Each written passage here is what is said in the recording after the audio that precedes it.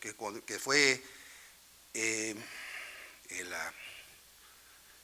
coordinador, el anfitrión, hoy por hoy, fue junto con Enrique Cárdenas, Luis Fonserrada, Juan Carlos Moreno Brid, Emilio Campo, Fernando Solana, el senador Raúl Mejía, el rector de la Universidad de Puebla, Enrique Agüera, y su servidor. Fue una mesa muy rica, mesa muy rica, sobre todo en experiencias y con las dosis de humorismo del señor anfitrión, lo cual le aplaudimos.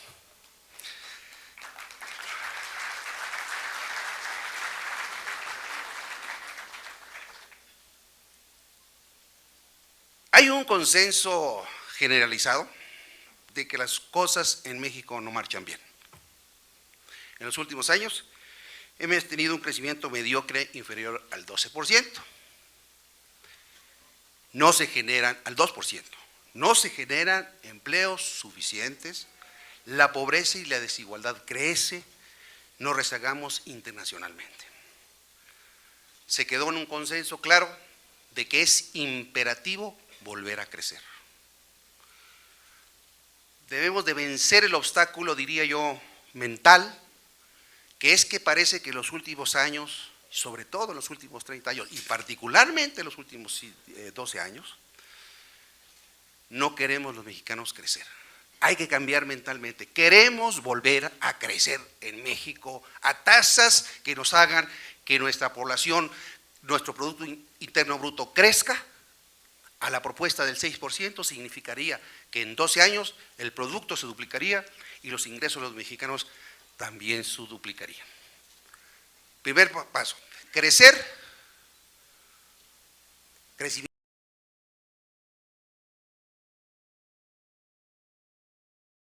acelerado, con estabilidad y eliminando la desigualdad social.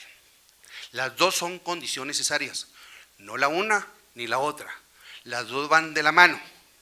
No podemos seguir esperando que el país crezca con estabilidad como ha sido el dogma de los últimos tiempos, para poder crecer, igualar el desarrollo y los ingresos de los mexicanos. Esa es la primera premisa de esta mesa. Tenemos que crecer pues al 6% y generar mínimamente 1 millón de empleos al año. Ese crecimiento nos permitirá duplicar la producción, ya lo decía, y el nivel de ingresos. El resto, como se dijo en la mesa, es igualar para crecer y crecer para igualar. Para lograrlo requerimos trabajar en prioridades concretas. Construir un gran acuerdo en torno a que el objetivo prioritario, decía yo, es crecer con estabilidad y con igualdad, y alinear en torno a este propósito todas las políticas y todas las reformas. Necesitamos un Estado eficaz, un Estado no dogmático, un Estado promotor del desarrollo, un Estado que promueva e impulse la iniciativa de los particulares y de las empresas, un Estado eficaz que alinee todas las condiciones de nuestro país. Se definió a este Estado como un Estado activo, prudente y promotor, para lo cual necesitamos como eje una reforma hacendaria integral. Se le llamó la madre de todas las reformas, que permita al Estado cumplir con sus obligaciones fundamentales. Seguridad y justicia, seguridad social, salud, educación, infraestructura para el desarrollo, ciencia y tecnología, etc. Un Estado equilibrador que haga efectivo esos derechos, sobre todo los de protección social, salud desvinculada de la condición laboral, ingreso y pensiones mínimas, universalidad de las mismas, educación y productividad y salarios reales. Ciencia y tecnología, calidad de la educación, crecimiento con equidad, desarrollo rural y consolidar el Estado como un Estado rector del desarrollo nacional. Rector del desarrollo nacional, como lo establece claramente nuestra Constitución Política de los Estados Unidos Mexicanos. Por supuesto que la seguridad sí insiste en este propósito. Impulsar el Estado como promotor del desarrollo implica una política industrial moderna, energética, romper con los paradigmas, romper con los dogmas. ¿Dónde queremos invertir? ¿Hacia dónde debemos de ir? Reformas estructurales. ¿Cuáles? Todas, no las poquitas que a veces nos quieren dar a entender. Reforma hacendaria integral. Un Estado pobre es un pobre Estado. Simplicidad de las cosas. Menos dependencia petrolera. Progresividad de los ingresos y también en el gasto. Existe la política tributaria actual con muchos huecos y con demasiados privilegios fiscales. Existe un gasto público que a veces, o la más de las veces, es regresivo. Transparencia, impuestos generales, subsidios regresivos, reforma federalista, reforma laboral asociada a las garantías sociales. Política financiera y monetaria y crediticia, se discutió el tema del mandato dual de Banco de México como lo están analizando los países europeos ya, por ejemplo, o como la Reserva Federal tiene ese mandato en Estados Unidos. Un mandato en base justamente a este gran propósito que es crecer, crecer y crecer.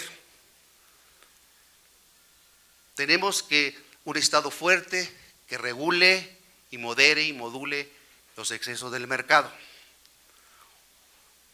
Organismos reguladores fuertes en un Estado democrático que evite los excesos. Crédito oportuno a todos los sectores productivos. Banca de desarrollo, una reforma, que el papel de la banca de desarrollo vuelva a tomar su papel inicial cuando fue creada, con prudencia, como dice el gran propósito. Un Consejo Económico y Social, que sin duda ya nuestro candidato lo propuso, pero es parte fundamental cuando hablamos de Estado, mercado y sociedad. Sociedad es eso, el papel de las cámaras empresariales, el papel de los organismos gremiales, el papel de las organizaciones no gubernamentales, todos ellos conjuntados en un Consejo Económico y Social que provoque, impulse, apoye la acción del gobierno. Competencia económica, monopolios, telecomunicaciones, infraestructura. Hay que definir hacia dónde queremos la infraestructura. Para crecer es necesario invertir. Para invertir hay que ahorrar. Una de las propuestas fue cómo podemos ahorrar de forma sostenida y en el largo plazo. Una política social universal que provoque que todos los mexicanos tengan por lo menos el ingreso mínimo y que todos tengan seguridad social universal. Al tenerlo, nuestro sistema de afores crecería 2 tantos. Hoy por hoy las afores tienen 1.500.000 millones de pesos en saldo. Si quisiera el 200%, significaría que pronto tendríamos a valor actual 4.5 billones de pesos, que implicaría justamente una gran fortaleza de ahorro interno de largo plazo, que implicaría condición necesaria para invertir y por lo tanto para crecer. Asociación pública-privada, los riesgos de la misma, determinarlos junto con la iniciativa privada, fomento al campo, productividad, seguridad alimentaria. La FAO dice que los países como recomendación deben de producir por lo menos el 75% de lo que consumen. Nosotros en México producimos solamente el 53%. Imagínense ustedes, licenciado Peña, imagine que tuviéramos una política de Estado en materia agropecuaria que implicara un programa a 15 años para ser no autosuficiente, seguridad alimentaria del 75% en los próximos 10 años o 15 años. Es una política de Estado. Todo ello fue lo que en esta mesa se trató. Una mesa muy rica, insisto, muy atractiva, con gran participación activa de todo el mundo y significó justamente que la conclusión fue crecer, crecer y crecer, crecer en forma acelerada, en forma permanente, con estabilidad, de estabilidad y estabilidad financiera. Muchas gracias.